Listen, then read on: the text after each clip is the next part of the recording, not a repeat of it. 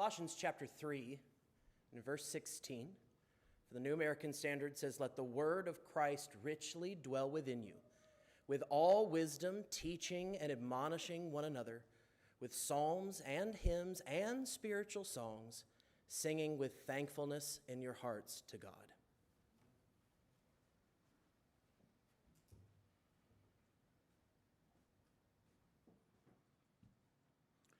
Well, as I said at the beginning, I'm not Andrew. Andrew is our normal preacher if you're visiting with us. I am one of the men who signed up for a 4-Sunday sermon to give other men an opportunity to preach. And I mentioned in an invitation a while ago that I had found some research and I was gathering some things to put together for a lesson. But then I changed my mind and I decided to come back to this. And part of this lesson is because on vacation we found a group to worship with. Their average attendance, posted up on the wall, was about 100. They had 100 folks in the audience. When they started to sing, it was less volume than what we just sang our first song with. We have maybe half of that. And it's not a problem other than it led me to have some thoughts later on about what our worship is about. When Joe leads a prayer, our job as members in the congregation is to listen to the words and thoughts that he has, contemplate what he's saying, and support his prayer with an amen if you choose. It doesn't have to be shouted, but support the prayer. When we have someone preaching, again, your attention is your participation, your contemplation of what's being presented. You're putting that into your own life. You're looking at what's being said and thinking, is this, what can I do with this information? What does this passage mean for me? How can I share this with others?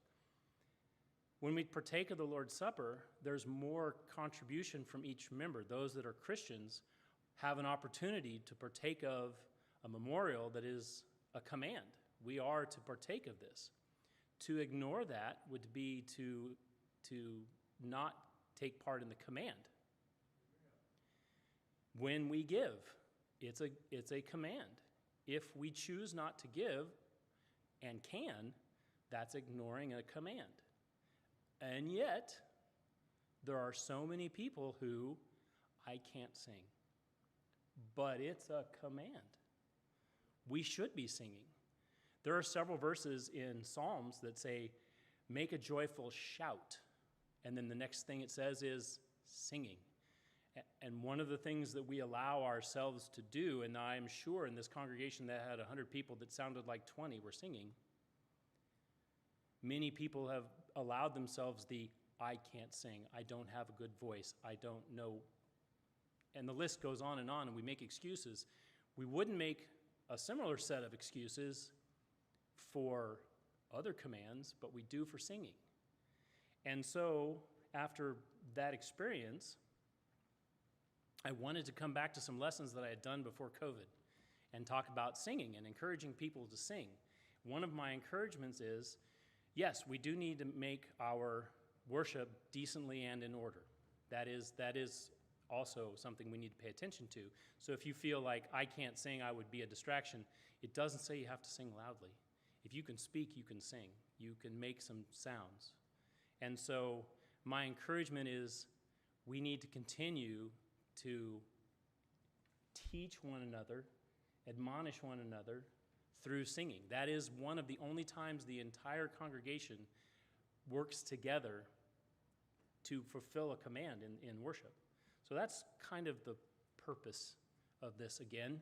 And we talked about this a few years ago, 7 years ago, almost. So it's been a while. So I figured there's some new members, so let's talk about this. One of the things that is unique to our songbooks, when you see them up here, you may or may not notice it, but we use shape notes. And if you're not sure what I'm talking about, I'll show you an example here in just a second. But it's music notation. If you don't read music, you can actually use it to your advantage to figure some things out. And it was invented in the late 18th century to help people learn how to sing who didn't have a formal training in singing. That's the point. That's why they're there. Well, it helps you realize some parts of singing that you don't need to know, can't know, but it shows. So if you've seen The Sound of Music, doe, a deer, a female deer, re, that is the syllables that you hear some song leaders use, not all do. But if you understand what those are, that's basically assigning a syllable to each note in the scale. Well, not everybody knows, well, which note is the first note in the scale. They all look the same. They're all little black dots or hollow dots. We don't know. I don't know. I don't read music. Well, but that practice of those syllables has been around for 1,000 years. And we've added then these shapes. The shapes go with a sound. So the triangle, that is do. So that's the first note in the scale. That's the most important note of the scale. And even Paul Revere was a printer. He printed some of the hymn books in the late 1800s. So that's been around in America for a long time. It became associated with hymns and singing because at that time, most of the congregations were not using instruments. As instruments were introduced, they went back to round notes and people stopped singing because there was something else playing or there was a group singing for them. But the non-instrumental churches of Christ, of which we are one of the groups that really uses. So if you've never seen hymnals with notes that don't look like this, that's because you've probably always been in a Church of Christ who had a hymn book that looked just like this. And that's a tradition that is unique to us. So if you didn't know that that was unique to us, it is unique to us. Well, one of the things that happens frequently is people go, well, there's 4 parts, but I don't know what part I sing. That is a legitimate question, and the answer is, let's find out. There's some ways you can kind of learn how some of that goes, and what we're going to do tonight is hopefully help you kind of experiment a little bit while you participate as part of the worship. So they're known as hymns. The top note, the highest one, is known as the soprano, also known as the melody or the tune. If I asked you to sing me Happy Birthday, you would not sing the alto part or the bass part. You would sing the melody because that's what everyone associates with the song. So that is the tune. That is often, although not the first song I'm going to use, that is the soprano's job, and the song leader often sings the soprano an octave lower. That's the job. It produces the tune, the song's main melody. So if you're not a trained singer, you probably are singing the melody, which is the soprano part, the top notes.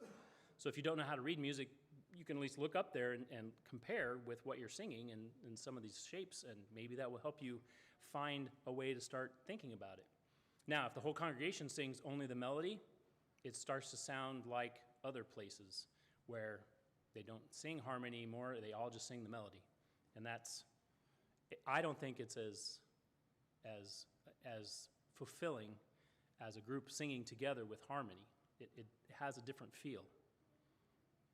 The alto part is then there's 2 on the top line and 2 on the bottom normally, except the first song that I picked. And it's the lower female voice. It's a harmony usually. And then there's the tenor part, which there's another lower, the men staff. It's the higher part there, although we have a couple of women in the congregation who are good at singing the tenor parts, often because they come from congregations where there were no tenors. We don't have that problem. Thank you, Andrew. We have plenty of tenor. But that is the lowest harmony, but the higher male voice. And then if you have a typical normal male voice and feel comfortable singing low, you sing the bass part. The bass part is the lowest part in the songs and provides a foundation to all the chords that are being sung and usually moves less, has more repeated notes. And that's typically the second easiest part to learn for men. If you're not going to sing the melody, the bass part is the one you should shoot for because it typically is easier to pick up. So, I told Tim, I don't mean to step on toes, but starting a song, there's some information that's up on the screen or in the songbook that we don't all use. And it might help us, because the scariest part of singing as a group is the start. And one of the reasons why so many groups started using instruments, because there were too many people who couldn't figure out how to make it sound right without, but that's what our books help us with. So up at the top, there's 3 bits of information. It has A and then a funny symbol, that's a flat. And then it has a 4, we all recognize a 4, and then it says do. Well, the A flat tells us what's going on there, those similar little squiggles. There's 4 of them. That's a piece of information that if you don't know, you don't need to know, even with the system that they have. But that helps, because that tells the song leader where the song is centered, what key it's in. That's a little more advanced information, but you don't actually need to know it. The next part, if you're going to wave your arm as a song leader, the number tells you what pattern to use. There's really only 3. There's 2 beats in a measure, there's 3 beats in a measure, and there's 4 beats in a measure. This one's 4, and that's why those numbers are there. And that's just what it tells the song leader. If you're going to wave your arm, but again, we've talked about this in times past, if all you do is this, that would help people know how fast you're going to go. You don't need to know a pattern. But if you want to, there's information there. And then there's that. That do says that that note, which is the melody, starts on do. So do is that first note in the scale. It's in the melody. However, it's also down in the bass part. So if we were going to sing the song, which we're not, and you heard that, that's the melody. It's also the bass part. It's the same note, just a little lower. And then there's that diamond shape. Well, that's me. Me. That's the alto note. Or the one that's down here is round. That's so. There's the bass note. Do, mi, so. There's the tenor note. So really, if all the parts knew which note they had to find from do, all it would take is a song leader going, just for a second, and you don't even have to use anything else. This is where I'm starting the song. If only every song leader just hummed the note they were going to start on to help themselves know where they're going to start, it would help others in the congregation know where their part is going to start. I hope that makes sense to everyone. That's just a little bit of information to keep things decently and in order. Because one of the most uncomfortable parts of singing is when the song leader sings for about 3 measures before anybody else can figure out what key they're in, and then okay, now we found it. And then it goes. Or worse yet, we get halfway through the verse and we have to stop because it's too high or too low. There's some things that we could do to help each other and visitors see us be organized in a way that the song is not a distraction. There's not a distraction. We're just singing praises to God or what the song has to do. I hope all of that makes sense. Again, tonight's lesson, if anything I say doesn't make sense, I am basing things scripturally, but there are mechanical parts to 31 years of being a band director. I can explain this stuff to you pretty quickly. I can make it make sense. If I can teach middle school kids how to play an instrument, I can teach you how to make more sense out of singing. I promise. Promise. So the first song we're going to sing twice. Okay? We're going to talk about the 4 parts, but this song presents a unique, if you look at it in the songbook, it's in the supplement. It's number 64 in the supplement, the blue one. And if you just look at it, the very first page looks like this. It's different than the other songs. It's a little confusing, but I'm going to kind of pick this apart and show you what's going on, because this is a beautiful song that we could sing more often if we knew it better. And Andrew mentioned this, and we've talked about it in elders' meetings. If there was a desire to learn more songs, we could meet a little before, half an hour, 20 minutes before a Sunday evening, and just get together and practice a song. I don't think new songs are best introduced in a service. Again, not always decent and in order. It's not organized if nobody knows the song. But if we want to get together just a few minutes before a service on a Sunday evening, it would be quick to learn some songs. So, In this one, you'll notice that the first verse starts with the altos, which means the altos are going to sing the song 4 times because they're going to sing it once by themselves. The second time we sing, the basses join in. So the basses are the second verse, but they're singing at the same time as the altos are singing the first verse the second time. The third time we go around the song, the tenors have the third verse. Okay, so the tenors get to sing the song 2 times through, the basses 3 times through, the altos 4 times through, and the fourth verse is the soprano part, which I think is the hardest one in this song. It's not really the melody is the alto part. So if you're not sure about which part to sing, if we ever sing this song after tonight, I would suggest the alto part, the one that starts the song, is the easiest one because you get to try it 4 times. It's easy to learn. Okay, so what we're going to do, I'm going to show you a little bit here. We're going to sing only the alto part. And I would encourage anyone who wants to try the melody to sing the alto part with us. So if you're trying, this is a good time to try something.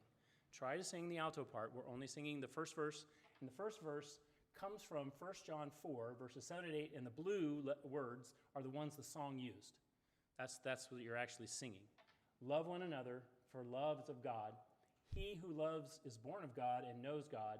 He who does not love or does not know God, for God is love. That's the lyrics for the altos. Okay? So, and you'll notice up on top, it's in C, so I'm going to blow a C, and it's in 3. If I'm waving my arms, it's in 3, and then it says do with an arrow. Well, on most pitch pipes, there's 2 C's, so this is just telling you, use the upper one because it starts on the high note, but it's too high for my voice. Do. Let's try the alto part. Sing with me. Glory to the King of Kings, majesty, power, and strength to the Lord of Lords. Glory to the King of Kings, majesty, power, and strength to the Lord of Lords. Holy One, all creation crowns you King of Kings.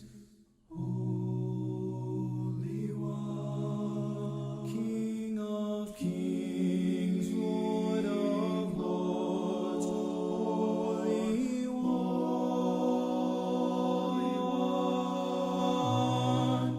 glory to the King of Kings, majesty, power, and strength to the Lord of Lords. Jesus, Lord, with eyes unveiled, we will see your throne. Jesus, Prince of Peace, Son of God, Emmanuel, glory to the King of Kings, majesty, power, and strength to the Lord of Lords, power and strength to the Lord of Lords, power and strength to the Lord of Lords. Known before the seen in future days by righteous man, Son of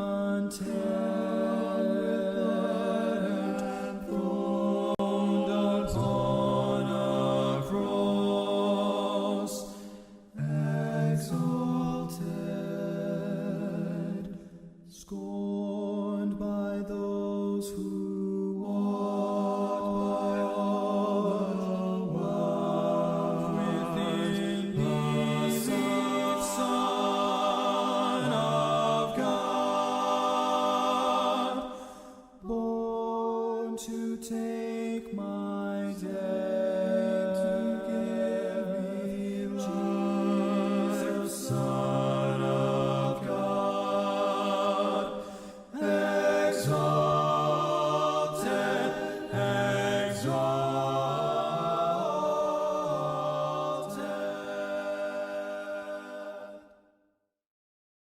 I have seen you walk down a dusty road.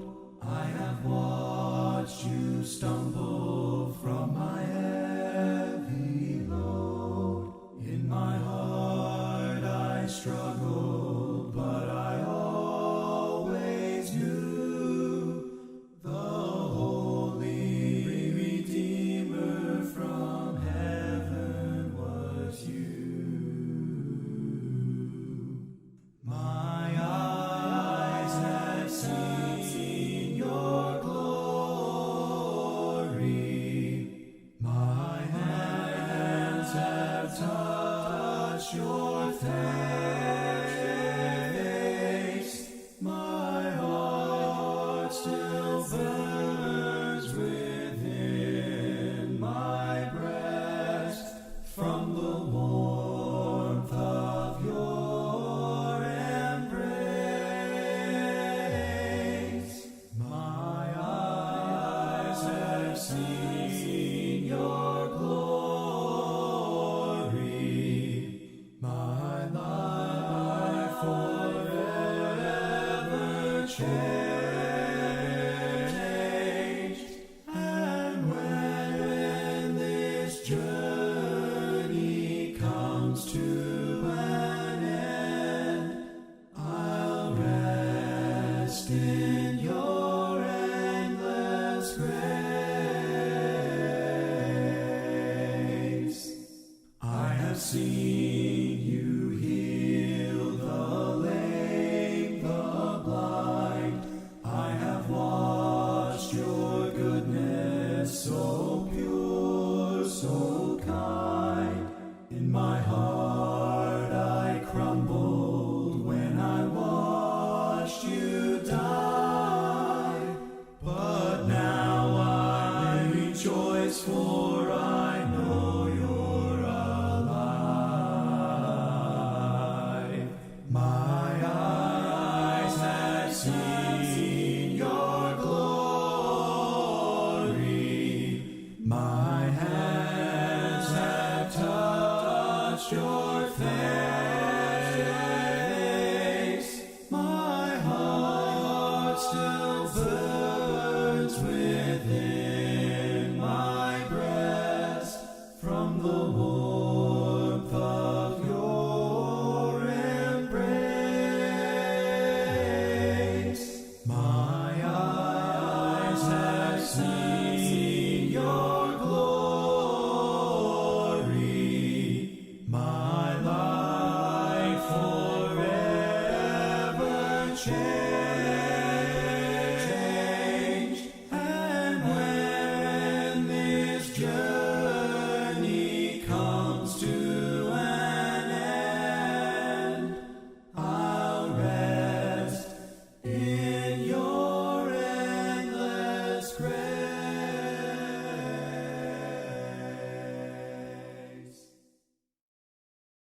Father God, just for today, help me to walk your narrow way. Help me stand when I might fall. Give me the strength to hear your call. May my steps be worship, may my thoughts be praise, may my words bring honor to your name. May my steps be worship, may my thoughts be praise, may my words bring honor to your name. Father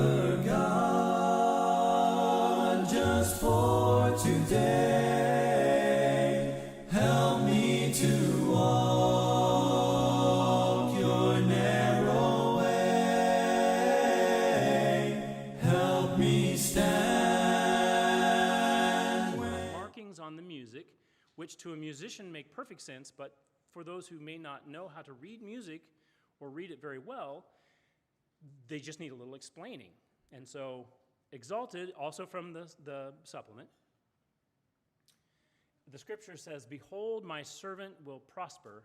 He will be high and lifted up and greatly exalted," from Isaiah 52, which we've been talking about. Here's some things to consider about this song. Again, the lyrics are a little hard to hear because more than one thing happens at the same time in this song. They're not all sung together. They have things that are overlapping. For instance, at the beginning, you can see, now this one is the more traditional look. We have 2 parts on the top staff, is what they call it, 2 parts on the bottom staff. Traditionally, the top staff is for the women and the song leader, soprano, alto, and the bottom staff is the men, tenor and bass. But there are other things here that we want to talk about. So the upper staff starts with known before the world, and when they get to world, that before they finish, we actually start another set of lyrics, seen in future days. Before that finishes, the upper voices come back in with glimpsed by righteous men. And then, not exactly at the same time, but it ends together, they sing the Son of God. So that kind of happens throughout the song. Here's the actual lyrics. Known before the world, seen in future days, glimpsed by righteous men, the Son of God, sent as David's heir, named an ageless king, granted all the earth, exalted. And that's the title of the song. The second verse, seen with blinded eyes, heard by heedless ears, met with wicked hearts, the Son of God, worshipped with contempt, crowned with blood and thorns, throned upon a cross, exalted. And the final verse, scorned by those who watched, mocked by all the wise, loved within belief, the Son of God, born to take my death, slain to give me life, Jesus, the Son of God, exalted, and then there's an extra exalted at the end. Well, there are 2 things that can make music more emotional. And again, it's a slippery slope that sometimes I think we stay too far away from sometimes. We don't want to make the emotion the driving force, but it shouldn't be left out. We should feel something when we worship. And in singing, there's an opportunity to really feel something because of what we're doing together. The 2 things that can make music more emotional are tempo, how fast the music goes or slow the music goes, and volume, how loud it is or soft it is. So for instance, if the lyrics of the song are happy, maybe it should go faster. Maybe it should be sung louder. If it's sad, maybe the tempo should go slower or should be sung softer. And sometimes they tell you that in the book, and sometimes we have had a conversation. There's a couple of songs that I modify a little bit, and I, for that purpose, to reinforce the text that we're singing, it becomes more of a feeling. So there are things that they mark in music. There's little italicized letters, P's and M's and F's, and those represent Italian words. Italian, why? Come talk to me. I'll explain to you how the Italians took over the world for a while. And then the definition, that's the one you need to know. So if you see a P, it means soft. If you see an MP, it means medium soft. And that's what you need to know. So in this song, the first thing that happens is the upper voices have MP. That means medium soft, but so do the lower voices. But immediately after we get there, it has the little letters above, C-R-E-S-C. That means crescendo, or gradually get louder. So that part's supposed to get louder until we get to medium loud. Not real loud, just medium loud. And that's what that's telling you in the music. Now again, your eyes have to be able to see all of that, and that's difficult until you get used to it for some folks. And again, then it goes back to medium soft again. And then it's medium loud.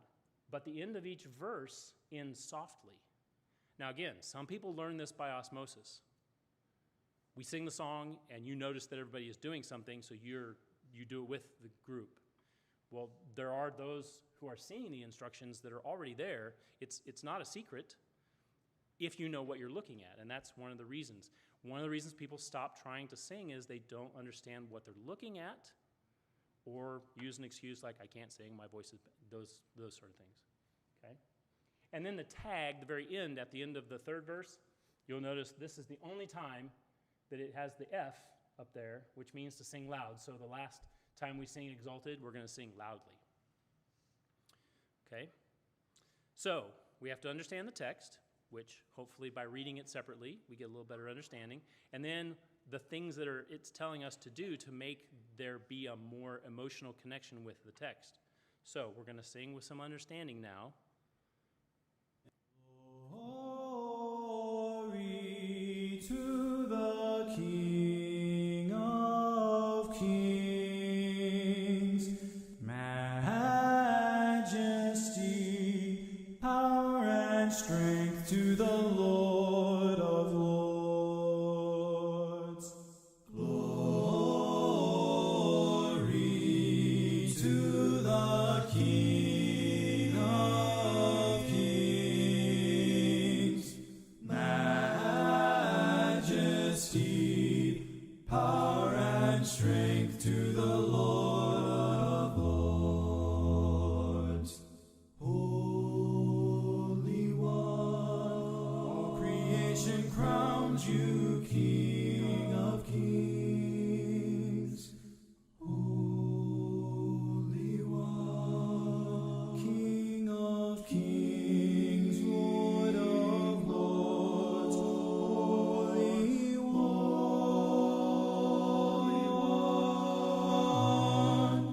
glory to the King of Kings, majesty, power, and strength to the Lord of Lords. Jesus, Lord, with eyes unveiled, we will see your throne. Jesus, Prince of Peace, Son of God, Emmanuel, glory to the King of Kings, majesty, power, and strength to the Lord of Lords. Power and strength to the Lord of Lords. Power and strength to the Lord of Lords. Known before the seen in future days by righteous man, Son of God, sent as David's aimed and ageless King. This one's a unique one. The passage they list here is from Isaiah. I saw the Lord sitting on a throne, lofty and exalted. Seraphim stood above him, and one cried to another and said, Holy, holy, holy is the Lord of hosts. The whole earth is full of his glory. But if you look at the actual song, these are all the scriptures that actually are used in the lyrics of this song.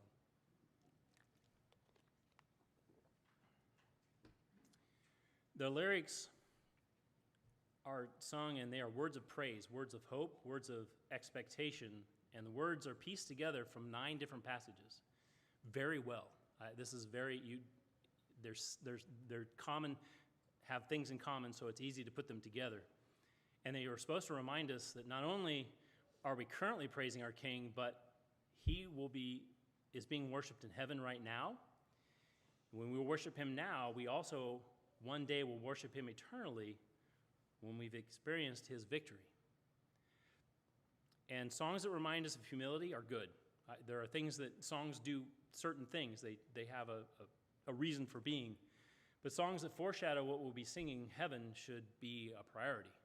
I think we need to sing songs of praise and that goal. We're going to stand before the throne one day, and we are not going to be singing songs of pain, suffering, or death, because they will no longer exist, no matter how bad our existence becomes here. And those of us that are getting older, and I'm not there yet, but I know there are many of you, those songs should be dear to you, because it is coming sooner all the time. Every day we're all getting closer to that end. And if we are in the right place, then we should be able to sing with an expectation that someday we're going to sing that before the throne. The lyrics of this song are, high above the seraphim, which are angels, sounds an everlasting hymn, echo through the halls and shake the temple wall. Living creatures bless the King, 24 elders sing, worthy he who overcame, the word of God, his name. Second verse, praise the seed of Abraham, all dominion to the Lamb. Sing of him in glory slain, Lord God Almighty reigns. Shout the God-breathed prophecy, he who was will ever be. Kings of earth have passed away, the Son is Lord this day. And then the third verse, I noticed this. If you look in the book, it has a dynamic marking, the MP. But the slides, it took it out. And it's not there anymore on the slides. I put it back in on these slides, so it's going to be there. The third verse is supposed to start softer because it goes with the lyrics. So you start the third verse softly. Night to night I come to him, kneel before his diadem, which is a jeweled crown. And then I like to start getting louder because the lyrics reinforce this. While 1,000 sing, I fall before the King, and then sing the final part of the last verse loudly. Soon he will be changing me, clothed in immortality, swallowed up in victory, and evermore to be. And that should be powerfully sung because that's what it's saying. So would you sing with me?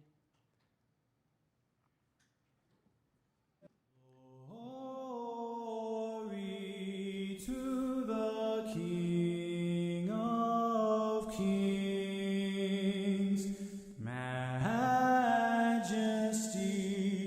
power, and strength to the Lord of Lords. Glory to the King of Kings, majesty, power, and strength to the Lord of Lords. Holy One, all creation crowns you King of Kings. Holy One, King of Kings, Lord of Lords, Holy One.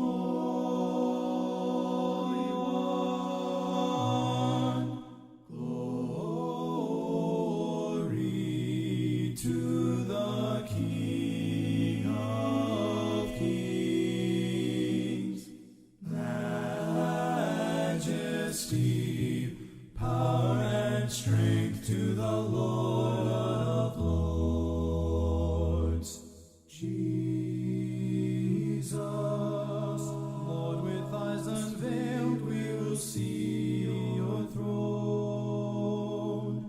Jesus, Prince of Peace, Son of God, Emmanuel.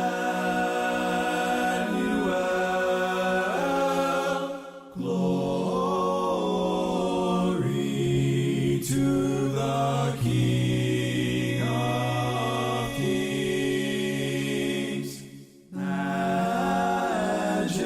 majesty, power, and strength to the Lord of Lords, power and strength to the Lord of Lords, power and strength to the Lord of Lords. Remind you of this. When we get to the end of a lesson and we offer the invitation, some may say, well, why do we always do that? Well, we're only here for a little while, 3 times a week, and there's always the chance that someone in the audience needs to ask for prayers or have the opportunity to obey the gospel. That's why we're here. We're here to help one another grow We're here to help one another get through difficult times, all of those things.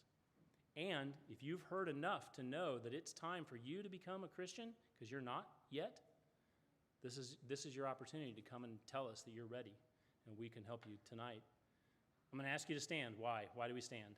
Well, if we're all standing, it's a little easier to start walking. I've said that before, so please stand. And why do we sing?